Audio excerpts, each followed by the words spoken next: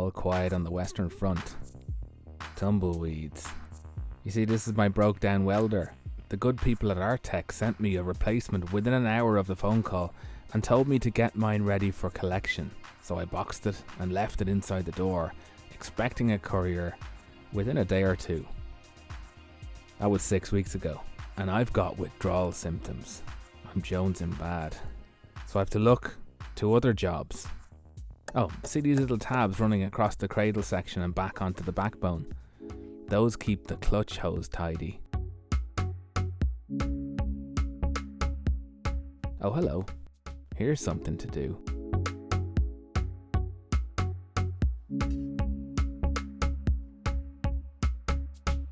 This lovely primed bit of metal is the only piece of 1mm steel I could find. It's an offcut from the sills that went into the Range Rover, and if you haven't seen that build, why not?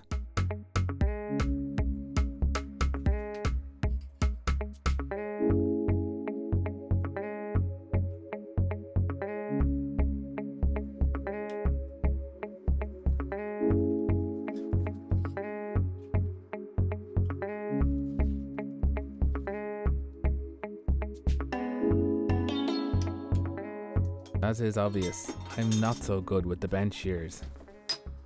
And by the way, it's not that they're not clamped down, it's that what they're clamped to is a piece of OSB on some painter's A-frames in a garden shed, which I hate.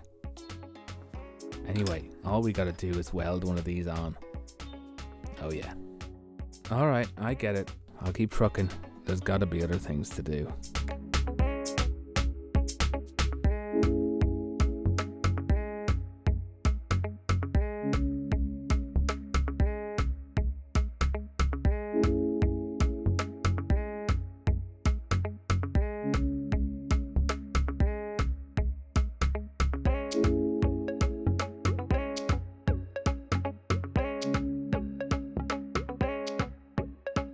This lovely little rotted out plate is reinforcing a tube from the anti-roll bar mounting leg to the bracket that carries the steering rack. As far as I can tell, the plate never had a drain hole in it, so it's an obvious water trap.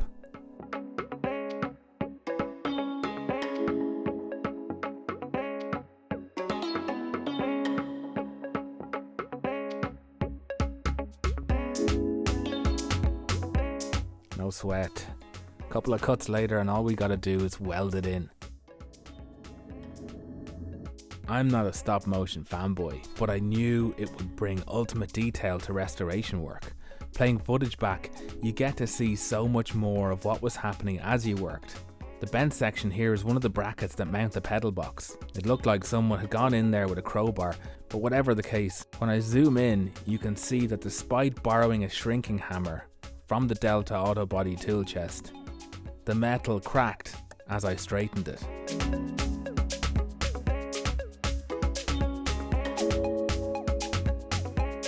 Another job for the...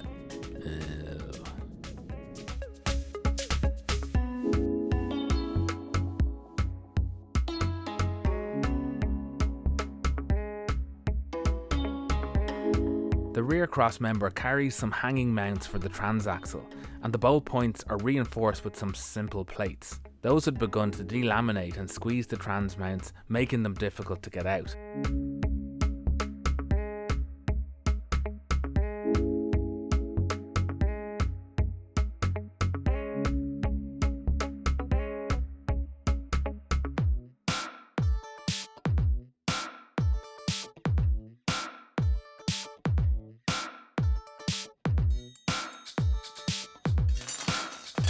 So all I need to do is find the best of what's left, flatten it out, and take some measurements from it.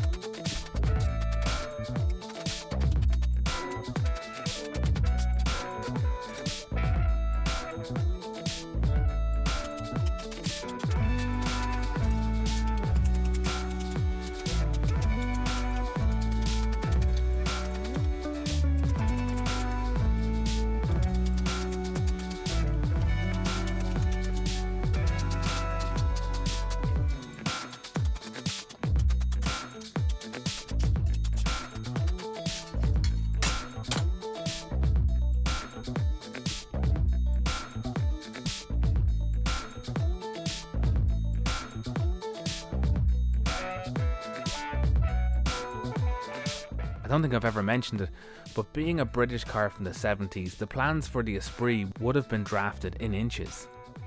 That's borne out by every measure you take being a random number of millimetres, but a sensible number of inches and their fractions.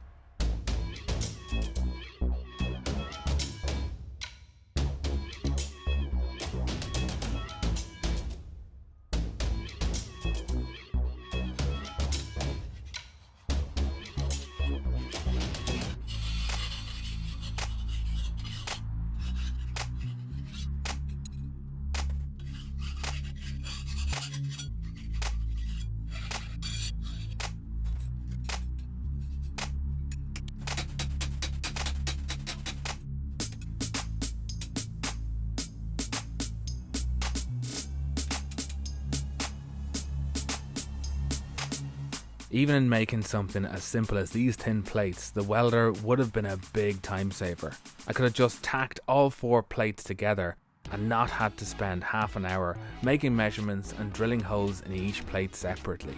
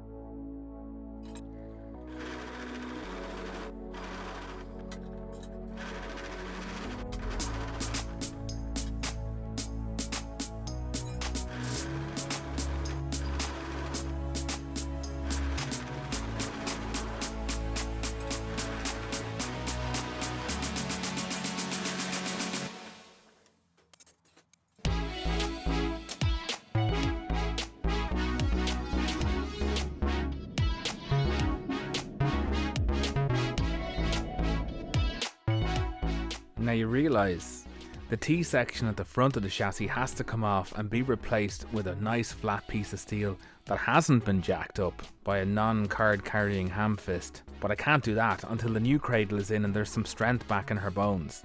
Chassis just wouldn't stand up to that much being cut out at once. And once that's done, there's a delicate little repair that needs to be tackled in the front spring turrets. That means ripping those apart. Yeah, that one's giving me the fear.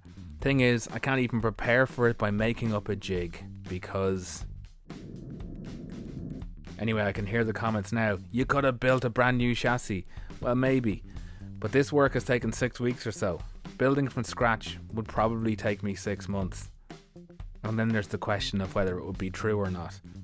So I've rounded out the work, putting the last few holes into the cradle.